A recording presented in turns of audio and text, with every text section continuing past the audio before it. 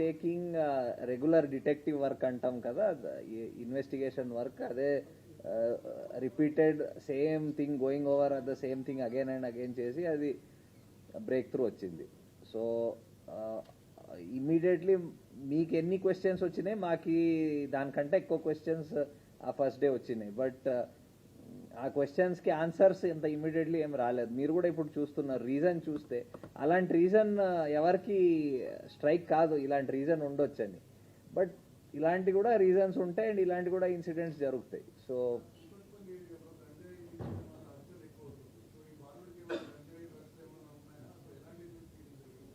లేదండి, ఆ angle verify చేసాము, అట్లాంటిది ఏమీ లేదు. I think the short report వచ్చింది which indicated the cause of death, అది వచ్చింది, అంతవరకు వచ్చింది. అది కూడా అడిగాము, ఇది రెండోసారి అని చెప్తున్నాడు. అంతకుముందు కూడా ఒకసారి వెళ్ళాను, ఇది రెండోసారి ఇట్లా వెళ్ళానని చెప్తున్నాడు.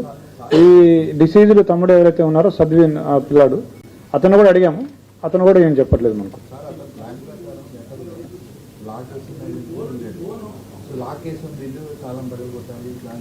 లాక్ అని చెప్పలేదు మనకి. నార్మల్గా వీళ్ళు ఇది వేరే, ఆ లెటర్ ఈ దీనికి సంబంధించింది కాదు. ఆ అమ్మాయి చూడదు, ఆ బ్యాగ్ తీసుకొని వెళ్ళిపోదాం అనుకున్నాడు అతను. ఆ అమ్మాయి ఇంకా చూడదు, ఆ బ్యాగ్ తీసుకొని పరిగెత్తుకొని వెళ్ళిపోవచ్చు అనుకున్నాడు.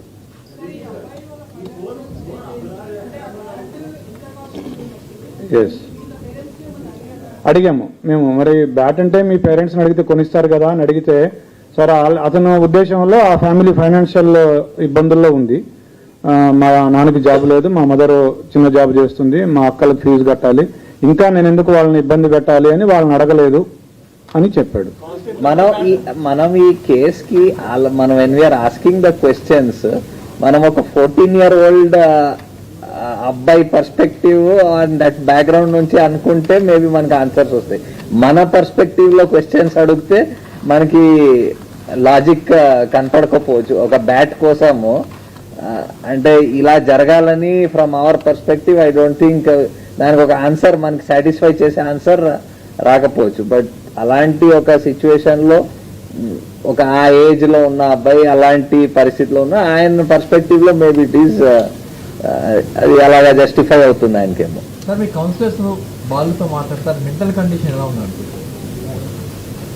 ఇంకా I think we'll do that slowly. ఇప్పుడు నిన్న just we got the breakthrough, we'll put up ఈ court related matters will take up, then definitely professional help whatever ఆయనకి ఆయన థాట్ ప్రాసెస్ అవన్నీ అర్థం చేసుకోవడానికి will take. Because he's a juvenile, he'll go to a juvenile. Hyderabad limits లో 2 days లోనే మైనర్లు accused లో ఉన్న ఇన్సిడెంట్ జరిగింది. గతంలో జీడిమెట్లలో తండ్రిని ఒక అమ్మాయి అభివృద్ధితో కలిసి మర్డర్ చేసిన ఇన్సిడెంట్ అవుట్ చేసుకుంది. ఇప్పుడు మళ్ళీ మైనర్ ఒక అమ్మాయిని మర్డర్ చేసిన ఇన్సిడెంట్స్ అనేవి అవుతున్నాయి. దీనికి సంబంధించి కంట్రోల్ చేయడం ఇలాంటి చర్యలు.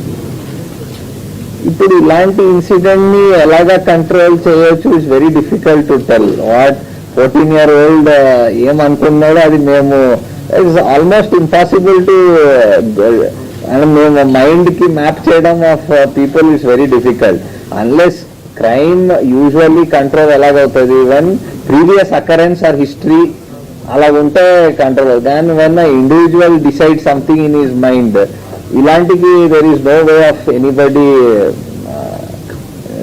అండ్ ఇది మేమే ముందు ఆలోచించి దానికి ఆపడానికి అసలు మీరు చెప్పాలి ఏమైనా ఉంటే.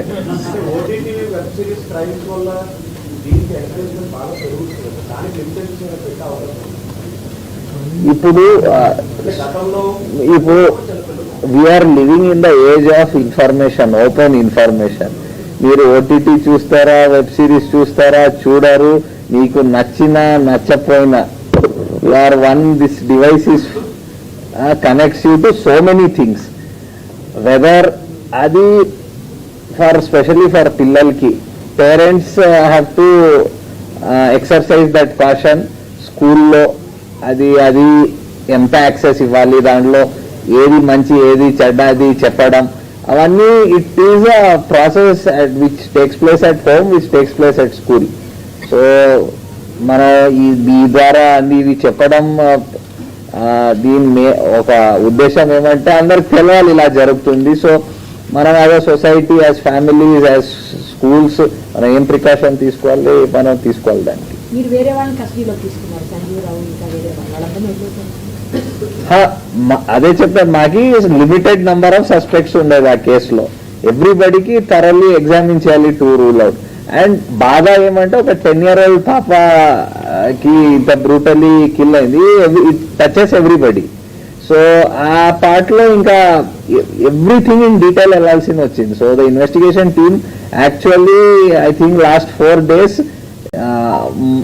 I think morning to night and beyond, they were only doing this, going through again and again. And మీరు వాళ్ళ ఫ్రస్ట్రేషన్ అర్థం చేసుకోవాలి. అంటే ఇంత ఇది అయ్యి అది చేయలేక అండ్ బ్రేక్ త్రూ రాకపోవడం, అది they are still working on it and it's అలాగే అవుతుంది. ఒక్కొక్కసారి బ్రేక్ త్రూస్ ఇమీడియట్లీ రావు. ఇప్పుడు వాళ్ళందరూ వెళ్ళేసారు.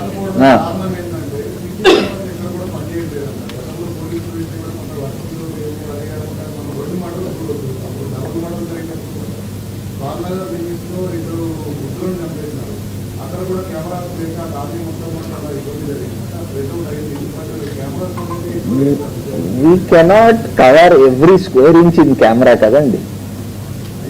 We cannot, and it is not physically possible. ప్రపంచం అంతా ఎవ్రీ స్క్వేర్ ఇంచ్ కెమెరాతో కవర్ అవుతుందని అది కష్టం. I don't think that is very feasible. ఎంత అయినా there will be some areas where cameras will not be there. మనం 3,500 square kilometers కి ఎవ్రీ ఇంచ్ కెమెరాతో కవర్ అవ్వాలంటే అది ఇట్స్ ఇంపాసిబిలిటీ.